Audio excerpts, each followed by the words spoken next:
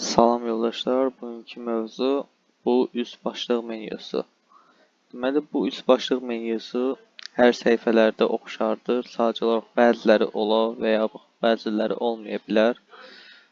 Buradakı ekli düyməsi əlavə etmək mənasına gəlir çıxır. Bu, əgər hesab planında ekliyə bassaq, bir hesab kartı əlavə eləyir və yaxud fişlərdə əlavə etə bassaq, fiş əlavə edəcək.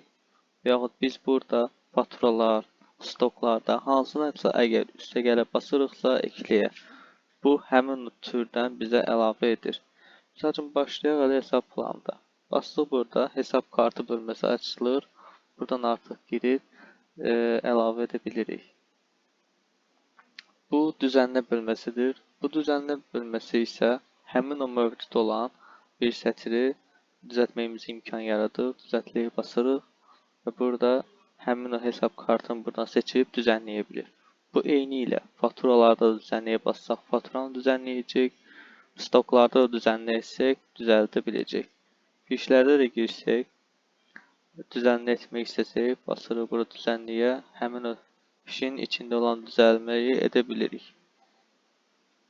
Fotoğrafını da yapabilir. Amma ki, burada belə bir şey var ki, burada mühasibələşmə söhbəti var. Onları düzəltmə etmək olmur. Neysə, bizim əsas mövzumuz bu üst başlıq menyusudur. Sonra burada silindi bölməsi var. Buradan basıb buradan silə bilərik. Sadə bir şeydir. Sonra burada çap bölməsi var. Seçib buradan hansı formada istəyiriksə çap edə bilirik.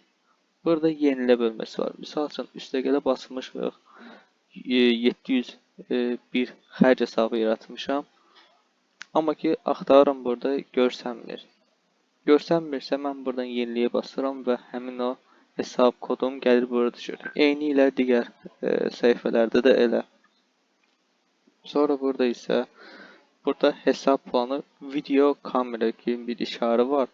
Buna basanda isə hansı səhifədə varsa bu işarə, həmin səhifənin türkçə olan təlimini göstərir. Məsələn, buna bastım. YouTube hesabından, YouTube'dan nə video açdım? ERP hesab planı. Hansısa daxil olunmuş hesab planının mənə videosunu göstərir. Mən əgər fişlərdə görürsünüz, yoxdur.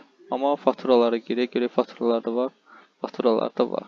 Basırıq buna, faturaların eğitim videosu açılır. Yəni, halsında əgər bu işarə varsa, bu bizə fatura videosunu göstərir. Sonra burada araçlar var.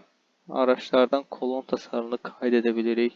Misal üçün, mən burada özümüzə uyğun bir kolon tasarımı yığırıq ki, saatı göstərsin və yaxud tarixi dəyişsin. Buradan girib əlavə edə bilirik. Sonra eyləmlər var. Burada eyləmlərdə isə əlavə xüsusiyyətlər göstərir bizə. Buradakı olan video burada da göstərir. İşləmlər, buradakı işləmlər burada da göstərir. Sadəcə burada yerləşməyən menyuları bura əlavə edir. Burada da toplam 100, buradan dəyişə bilirik. Toplamı basırıq, toplam 458 imiş. Yəni, o təxmini sayıdır. Üstünə basanda isə hamısı sayıb bizə göstərə bilir.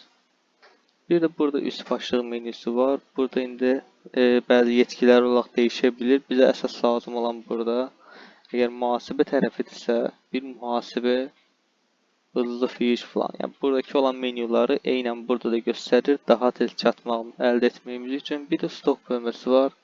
Stokda olanları isə qısa və konkret olaraq burada göstərir ki, həmin o menyu bir də burada axtarmaqdansa burada tez bir vaxt daxil olub bilək.